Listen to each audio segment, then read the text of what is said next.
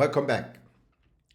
I'm going to be sharing another short video about Leonardo da Vinci story.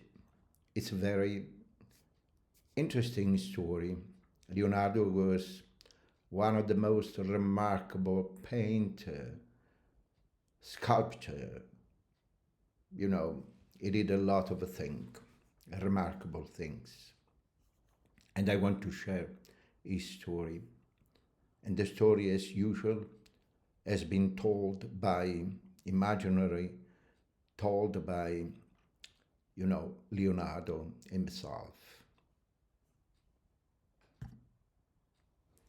I'm Leonardo, and this is the story of my life. I'm Leonardo, born on April 15, 1452, in a small Tuscan village called Vinci. I arrived in this world as an illegitimate child, the son of a wealthy notary, Ser Piero, and a peasant woman, Caterina. Because of my birth, I was denied a formal education in Latin and classical studies, but I never let that stop me. My mind was my own teacher, and my curiosity knew no bounds. From a young age, I was different. I was beautiful, intelligent, and observant to a degree that unsettled people. I saw things others did not. I studied the way birds moved, how water flowed, how light danced upon surfaces.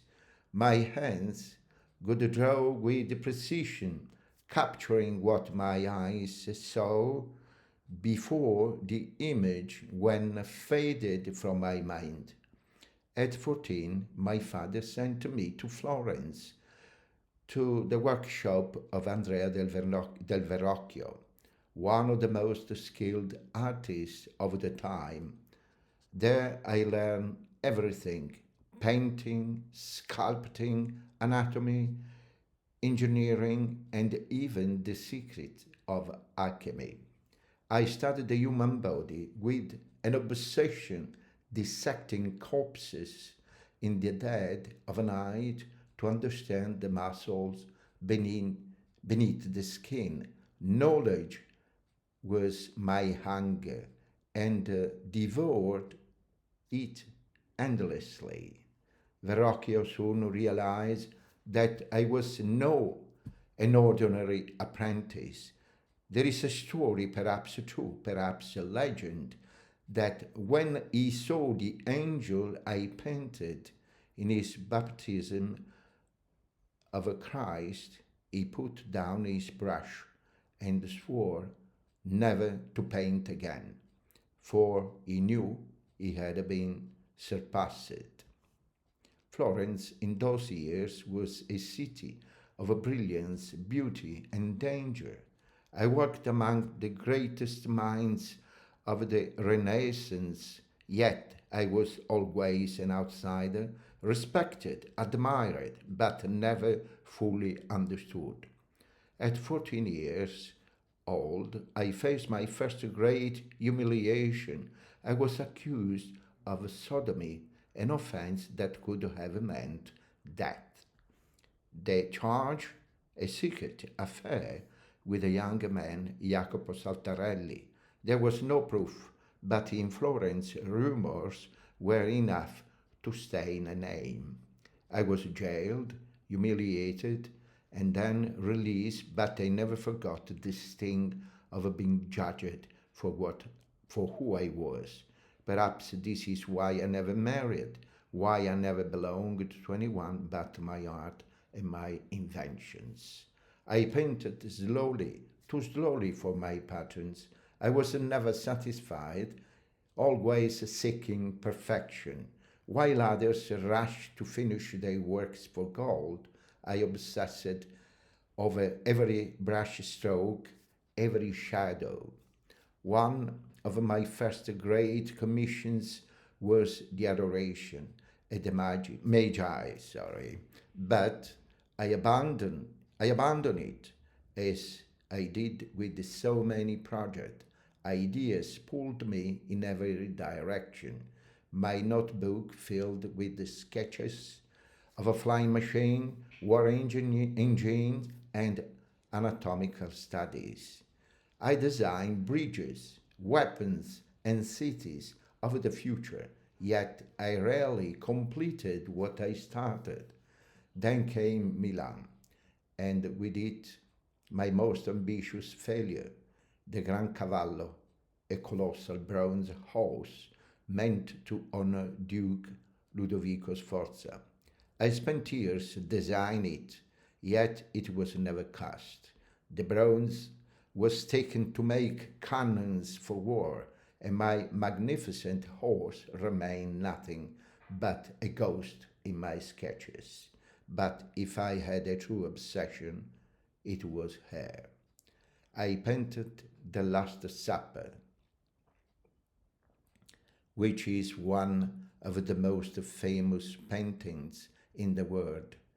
This artwork was painted between 1494 and 1498 under the government of Ludovico il Moro and represents the last dinner between Jesus and his disciples.